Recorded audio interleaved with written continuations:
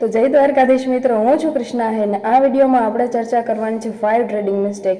એવી 5 ટ્રેડિંગ મિસ્ટેકો જે બિગનર લોકો જે નવા માર્કેટમાં એન્ટર થાય છે, જે 5 કોમન મિસ્ટેક કરતા હોય છે, અગર એ લોકો એ મિસ્ટેક્સને અવોઇડ કરી દે તો એ બહુ જલ્દી પ્રોફિટેબલ બની જવાના ચાન્સીસ બને છે. તો એવી 5 ટ્રેડિંગ મિસ્ટેક આપણે આ વિડીયોમાં ચર્ચા કરવાની છે, તો વિડીયોમાં એન્ડ સુધી બન્યા રહેજો. અને ચેનલ પર અગર તમે નવા હો તો ચેનલને જરૂરથી સબસ્ક્રાઇબ કરી લેજો. આપણે અહીંયા ડેઈલી સવારે 10 વાગે લાઈવ સ્ટ્રીમ કરીએ છીએ અને સાંજે 7:30 વાગે આપણે લાઈવ ગોલ્ડ ટ્રેડિંગ કરીએ છીએ. તો એ માટે ચેનલને જરૂરથી સબસ્ક્રાઇબ કરી લેજો અને વિડીયોને છેલ્લે સુધી જોજો. અગર તમે 2x કરશો કે સ્કીપ કરશો તો તમને ખ્યાલ નહીં આવે. પ્રોપર જે વસ્તુ હું સમજાવવા માગું છું એ તમે સમજી નહીં શકો. એટલે આરામથી અગર તમારી પાસે અત્યારે ટાઈમ નથી તો વિડીયોને લાઇક કરીને નાખી દો અથવા તો વોચ લેટરમાં નાખી દો, પછી નહીં રાતો જોજો, પણ ખોટી ઉતાવળ નહીં કરતા. અને વિડીયો ગમે અંતે તમને અગર વિડીયો ગમે છે તો વિડીયોને લાઇક કરી દેજો અને સારી એવી એક કમેન્ટ કરી દેજો. તમારી એક કમેન્ટથી મને ઘણું બધું મોટિવેશન મળે છે. તો લેટ્સ સ્ટાર્ટ ધ ટોપિક. તો જે 5 મિસ્ટેક્સ છે ટ્રેડિંગને રિલેટેડ જે બિગનર્સ લોકો કરતા હોય છે, એમાં પહેલી મિસ્ટેક છે નો ટ્રેડિંગ પ્લાન. મેં અહીંયા પર સ્ક્રિપ્ટ બનાવેલી છે, એમાંથી જોઈને બોલું છું. તો ફર્સ્ટ મિસ્ટેક છે નો ટ્રેડિંગ પ્લાન. કે જે લોકો બિગનર્સ છે, જે લોકો નવા માર્કેટમાં ઉતરે છે, એ લોકોનું ફર્સ્ટ મિસ્ટેક જ આવે છે કે એમની પાસે કોઈ ટ્રેડિંગ પ્લાન નથી હોતો.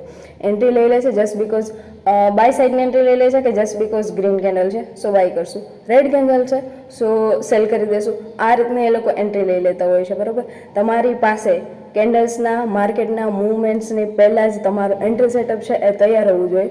તમે નક્કી કરેલું જ હોવું જોઈએ. તમારો આખો પ્લાન હોવો જોઈએ કે આ વસ્તુ અગર બને છે માર્કેટમાં, તમારું એક પ્રિડિક્શન, જેને આપણે એનાલિસિસ કે પ્રિડિક્શન ના કહીને એનાલિસિસનું નામ આપીએ છીએ આપણે ટ્રેડિંગમાં એ વસ્તુને, કે માર્કેટ અગર આ ઝોન પર કે આ મારી સ્ટ્રેટેજી છે એ પ્રમાણે તમારે કોઈ ઝોન કે કોઈ બ્રેકઆઉટ કે ડ્રો કરી લેવાના. માર્કેટ અહીંયા આવશે તો જ મારી આ રીતની એન્ટ્રી સેટ થશે. તો આઈ હોપ કે તમને ફર્સ્ટ વસ્તુ સમજાઈ ગઈ હશે. જે લોકો બિગનર્સ છે એ લોકો અગર આ મિસ્ટેક કરતા હોય તો બી અવેર. તમારે લોકોને માર્કેટના મુવમેન્ટ પછી તમારી કોઈ એન્ટ્રી પ્લાન નથી કરવાની. તમારા સેટઅપ પર માર્કેટ અગર આવે છે તો ત્યાંથી તમારે અગર બાય સાઇડનું સેટઅપ એન્ટ્રી સેટઅપ હોય તો બાય સાઇડની એન્ટ્રી પ્લાન કરવાની, સેલ સાઇડનું એન્ટ્રી સેટઅપ હોય તો સેલ સાઇડની એન્ટ્રી પ્લાન કરવાની.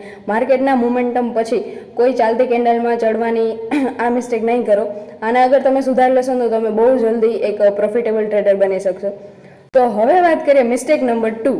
તો મિસ્ટેક નંબર 2 એ છે કે ઓવર ટ્રેડિંગ. લોકો જે નવા લોકો છે, જે બિગનર્સ છે, નવા ટ્રેડિંગમાં એન્ટર થાય છે, એ લોકો ઓવર ટ્રેડિંગ કરતા હોય છે. એ લોકો 10 થી 15 ટ્રેડ, 10-15 ટ્રેડ તો હું હજી મિનિમમ કહું છું. જે લોકો સાવ એઝ અ ગેમ્બલિંગ જ ટ્રેડિંગ લે છે, 100-150 ટ્રેડ આરામથી મારી દે છે.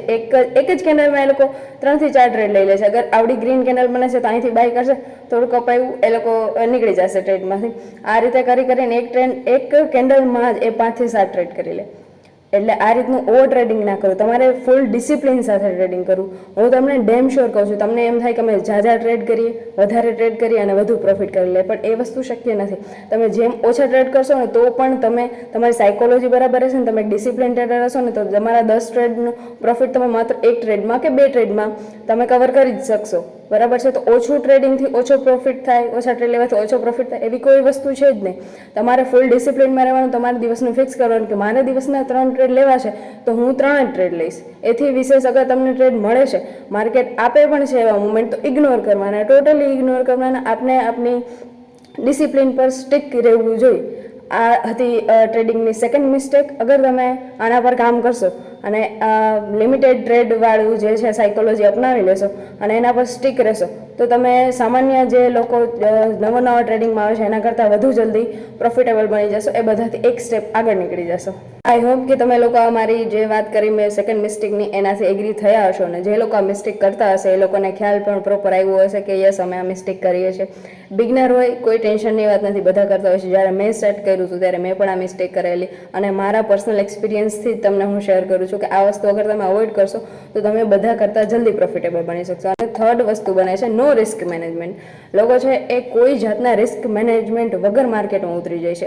એમની પાસે અગર ટ્રેડ સેટઅપ બી છે તો પણ એમનું રિસ્ક મેનેજમેન્ટ પ્રોપર નથી. હું તમને એક વાત કહેવા માંગીશ કે અગર તમે બિગિનર છો ને તો બીજું બધું જે તમે બુક્સ વાંચી હોય, તમે કન્ટેન્ટ ક્રિએટર્સના વિડીયોઝ જોયા હોય, બધું ઇગ્નોર કરીને ખાલી એક વસ્તુ મગજમાં રાખો કે તમારે પર ટ્રેડ તમારા જે કેપિટલ છે એનું 1% જ રિસ્ક લેવાનું છે.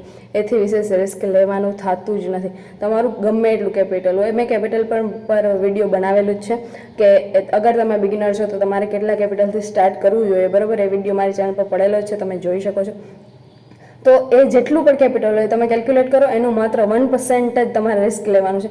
અને અગર તમે ફાઇન્ડ આઉટ કરો છો, બીજી મિસ્ટેક સાથે એગ્રી થયા છો અને ઓછામાં ઓછા ટ્રેડ ફાઇન્ડ આઉટ કરો છો, તો શક્ય હોય તો એવું વસ્તુ રાખો કે 1:2 કે 1:3ના ટાર્ગેટવાળા જે ટ્રેડ હોય એ જ તમે ટ્રેડ કરો.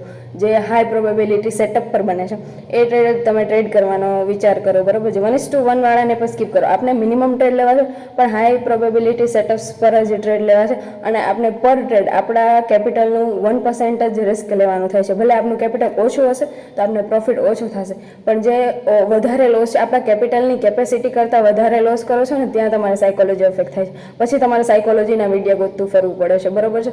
અગર તમે તમારા કેપિટલની કેપેસિટી પ્રમાણે જ રિસ્ક લેશો, એટલું જ રિસ્ક મેનેજમેન્ટ રાખશો, તો તમારે કોઈ દિવસ સાયકોલોજીવાળો પ્રશ્ન થશે જ નહીં. સાયકોલોજીનો કોઈ વિડીયો જોવાની તમારે જરૂર જ નહીં. અત્યાર સુધીમાં આપણે ટ્રેડિંગને રિલેટેડ જે 3 મિસ્ટેક્સ હતી એ ડિસ્કસ કરી. તો આ મિસ્ટેક સુધારવાની તમારાથી બનતી કોશિશ કરજો અને તમારા રિઝલ્ટ તમને ખુદ દેખાશે, બરાબર છે. તો હવે વાત કરીએ ટ્રેડિંગના રિલેટેડ. તો ચોથી મિસ્ટેક છે જે બિગનર્સ કરતા હોય છે, એ વસ્તુ છે કે ટ્રેડિંગ વિધાઉટ લર્નિંગ.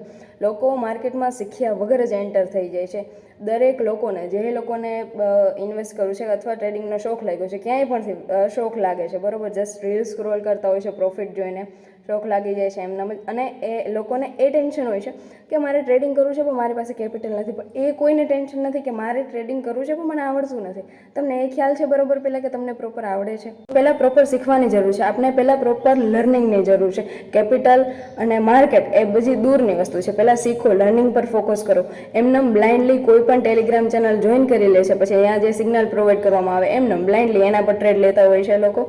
તો આ વસ્તુ ના કરો. તમારી પોતાની સ્ટ્રેટેજી બનાવો, ખુદ શીખો, ખુદ સ્ટ્રેટેજી બનાવો, ખુદ એને બેક ટેસ્ટ કરો. બેક ટેસ્ટિંગનો વિડીયો પણ તમને મારી ચેનલ પર મળી જશે અને તમે કોઈ પણ ચેનલ પરથી જોઈ શકો છો. એવું નથી કે મારી channel proper back testing, paper trading, demo trading વગર ક્યારેય રિયલ માર્કેટમાં ન આવતું હોય છે. કેપિટલનું ટેન્શન પછી લેજો, પહેલાં લર્નિંગનું ટેન્શન લો, પહેલાં શીખી લો. શીખવું જરૂરી છે.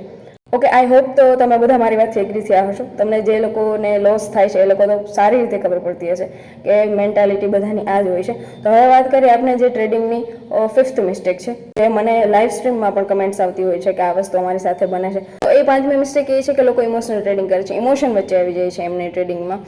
લોકોને એક લોસ થાય છે, પછી એ લોસ પછી એ એમના જે એનાલિસિસ હોય એના પર રિજિડ રહે છે. રિજિડ મતલબ કે સ્ટ્રિક્ટ ક્યાં જોઈએ છે કે નહીં, મને લાગે છે માર્કેટ અપ જશે તો અહીંથી જવું જ જોઈએ. એમનું અગર કોઈ જોરદાર સેટઅપ છે ને તો પ્રો ટ્રેડર પણ એના પર 2 જ એટેમ્પ લે છે. 2 એટેમ્પમાં અગર એને એસએલ જાય તો એ સેટઅપ મૂકી દે છે, બરાબર છે. ગમે એટલું સ્ટ્રોંગ સેટઅપ હોય, તમારે એ ઇમોશનમાં જવાનું નથી કે મને શ્યોર શોર્ટ ખબર જ છે કે અહીંથી માર્કેટ ઉપર જશે, તમને લાગે છે, તમારો એનાલિસિસ છે, તો એક વખત તમે ટ્રાય કરો ત્યાંથી. અગર તમારો એસએલ જાય છે તો પછી એ ટ્રેડને ટોટલી અવોઇડ કરો. આપણે એ રીતે સ્ટ્રિક્ટ રિજિડ નથી લેવાનું આપણા એનાલિસિસ પર. માર્કેટ છે, આપણે માર્કેટ પ્રમાણે ચાલવાનું છે. આપણે માર્કેટને આપણા પ્રમાણે ના ચલાવી શકીએ. ત્યાં કોઈ પણ ત્રીજી ચોથી વસ્તુ બનતી હોય છે, એના કારણે માર્કેટ જે મોમેન્ટમ આપવાનો હોય છે આપતું હોય છે. અગર માર્કેટ આપના ફેવરમાં નથી જતું તો આપણે એક લોસ લીધા પછી તરત પાછી રીએન્ટ્રી લઈ લઈએ છીએ, એમાં પણ એસએલ જાય છે. એ પછી પણ આપણે રિજિડ જ રહીએ છીએ કે નહીં, મને લાગે છે ઉપર જશે તો જશે જ, અને આપણે 3rd એન્ટ્રી લઈ લઈએ છીએ. આ રીતે દિવસના ઓવર ટ્રેડિંગ પણ થાય છે અને વધુમાં વધુ એસએલ થાય છે. એક જ દિવસમાં લોકોના કેપિટલ વાઇપ આઉટ થઈ જતા પણ મેં જોયા છે, બરાબર. તો તમારે પ્રોપર તમારી રૂલ બુક હોવી જોઈએ. રૂલ બુક ના રાખો તો તમે જ્યારે ટ્રેડિંગ કરવા બેસો તો તમારું જે ટેબલ છે કે જે કંઈ પણ નાનું મોટું જે સેટઅપ હોય ત્યાં તમારે એક લિસ્ટ ચિપકાવી દેવાનું છે. જેટલા મેં પોઈન્ટ્સ કીધા એ પ્રમાણે તમારી સ્ટ્રેટેજી પ્રમાણે રિસ્કનું, ઓવર ટ્રેડિંગનું, તમારા દિવસના કેટલા ટ્રેડ લેવાના છે, પર ટ્રેડ કેટલું રિસ્ક લેવાનું છે, આ બધાને એક લિસ્ટ ચિપકાવીને રાખો અને એ પ્રમાણે જ ચાલો. પછી દુનિયા કે માર્કેટ આમની તેમ થઈ જાય. તમારે તમારી જે એ પેજ 1/4 સાઇઝનું, A4 સાઇઝનું જે ચિપકાયેલું હોય છે એથી વિરુદ્ધ તમારે ચાલવાનું જ નથી. પ્રોફિટ નથી થતો તો ઇટ્સ ટોટલી ઓકે. કેપિટલ પહેલાં બચાવવું જરૂર છે, પછી ગ્રો થશે. તો આ હતી ટ્રેડિંગને રિલેટેડ 5 મિસ્ટેક જે બિગનર્સ કરતા હોય છે. અને આઈ હોપ કે તમને મેં જે સમજાવ્યું એ પ્રોપરલી સમજાવ્યું હશે અને તમે એને અવોઇડ કરવાની કોશિશ કરશો. તો વિડીયો તમને અગર ગમ્યો હોય તો લાઇક કરી દેજો, તમારા મિત્રો સાથે શેર કરજો અને ચોક્કસથી એક સારી એવી કમેન્ટ કરવાનું ચૂકતા નહીં. અને ચેનલ પર નવા હો તો ચેનલને સબસ્ક્રાઇબ કરી લેજો. અહીંયા તમને ટ્રેડિંગને રિલેટેડ લર્નિંગ વિડીયોઝ મળતા રહે છે અને ડેઇલી લાઈવ સ્ટ્રીમ પણ હોય છે સવારે 10 વાગે અને સાંજે 7:30 વાગે. તો તમે જોઈન પણ થઈ શકો છો. આપણે ડેઇલી લાઈવ ગોલ્ડ ટ્રેડ કરીએ છીએ, ક્યારેક BTC પર કરીએ છીએ, પણ મેઇન પ્રાયોરિટી મારી ગોલ્ડ ટ્રેડ કરવાની હોય છે. તો જય દ્વારકાધીશ.